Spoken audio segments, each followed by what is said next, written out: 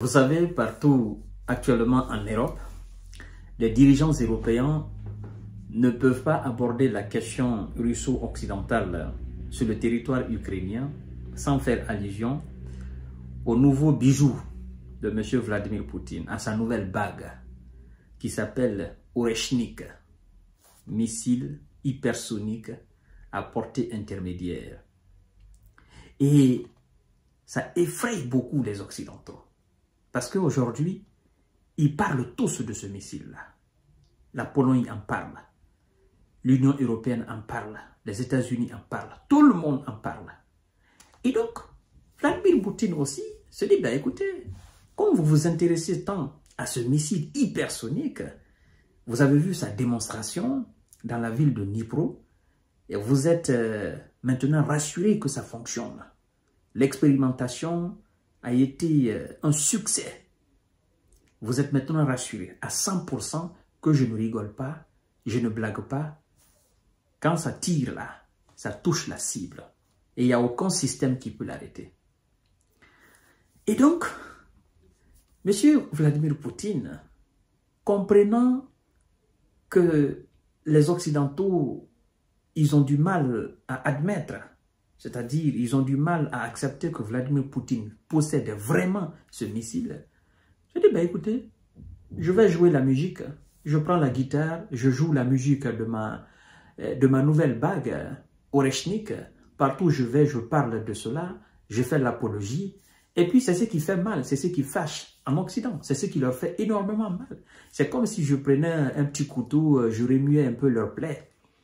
Et donc, c'est plus les armes nucléaires stratégiques encore, mais tactiques. Je vais maintenant parler d'Oreshnik partout où je vais.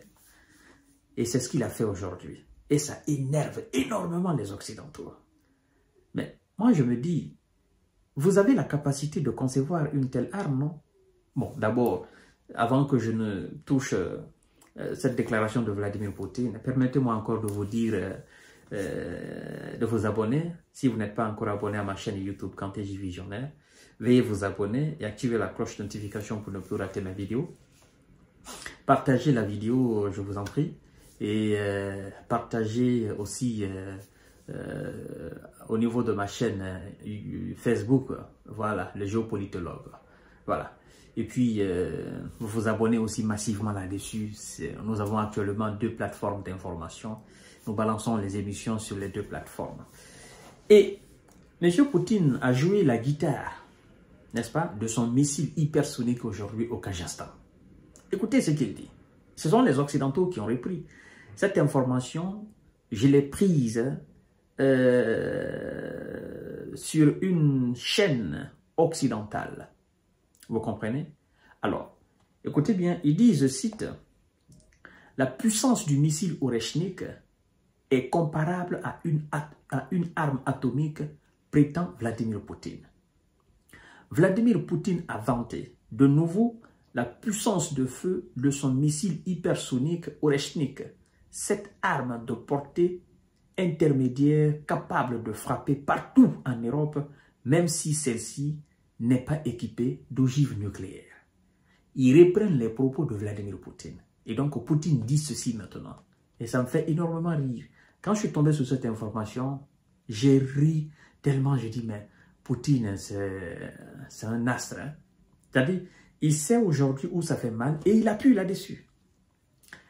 Il dit, je cite, « Si l'on utilise plusieurs de ces systèmes en une frappe, 2, 3, 4, alors, du point de vue de sa puissance, c'est comparable à l'usage d'une arme nucléaire. » Je ne sais pas si vous comprenez.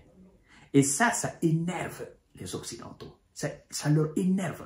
Parce que Poutine, les ingénieurs russes, viennent de donner une nouvelle force à Vladimir Poutine. Vous comprenez? Vous savez, au début, en 2022, on parlait d'armes nucléaires stratégiques, d'armes nucléaires tactiques. Est-ce que vous entendez maintenant Vladimir Poutine parler d'armes nucléaires stratégiques ou encore tactiques? Non, il ne parle que de ce missile-là. Parce que le résultat a été très satisfaisant pour lui. Vous voyez? Il dit, si on utilise plusieurs de ces systèmes, parlant d'Oreshnik, en une seule frappe, Ouais, 2, 3, 4. Alors, du point de vue de sa puissance, c'est comparable à l'usage d'une arme nucléaire. Du point de vue de sa puissance, si on utilise plusieurs de son système. Donc, c'est... Parce que, jusqu'à présent, l'image de l'usine, les Occidentaux ne l'ont pas encore montré. Et les médias ukrainiens, tous les médias en Ukraine, tous les médias étrangers sont interdits d'aller au lieu de cette usine. Tous les médias. Et vous êtes interdits de parler de ce site-là, tellement que ça a été pulvérisé. Et rien, absolument rien n'est resté. Les Russes, ils ont les images satellitaires. C'est ça aussi le problème. Hein? Comparable à l'usage d'une arme nucléaire. Hein? A-t-il dit? Ce n'est pas, Vladimir Poutine continue en disant ceci, ce n'est pas une arme atomique, car elle est de haute précision et pas équipée d'une charge explosive nucléaire et ne pollue pas l'environnement.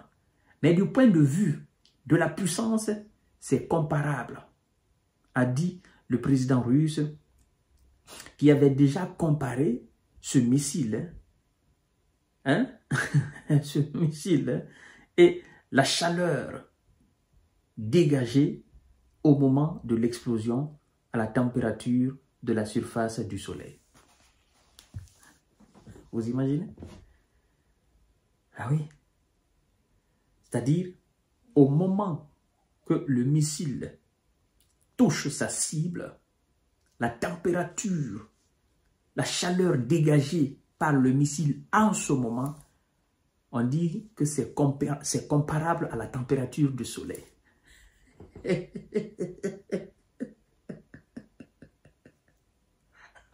Permettez-moi de rire, s'il vous plaît. En fait, qu'est-ce qui se passe? Excusez-moi, c'est pas sérieux de ma part. Excusez-moi, j'arrive pas à me retenir. Qu'est-ce qui se passe? C'est que M. Poutine, c'est comme s'il vient de découvrir quelque chose qu'il n'avait jamais vu encore. Et au lieu de présenter la maquette aux Occidentaux, en fait, il les envoie directement à la figure.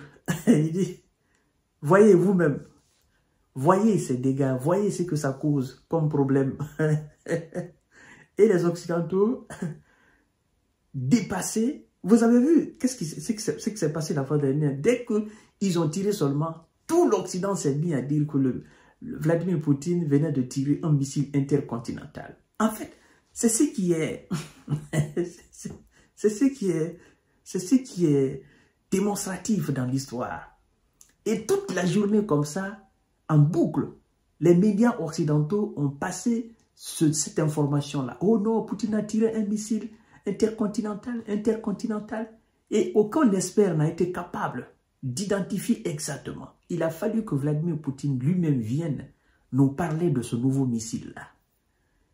Et ça a été une humiliation totale pour l'Occident, pour les États-Unis, de ne pas pouvoir identifier, après le tir, jusqu'à la tombée, n'est-ce pas, de la nuit, à 20 h, Vladimir Poutine a animé, il s'est adressé à la nation russe dans un discours bref et il a présenté le nouveau missile.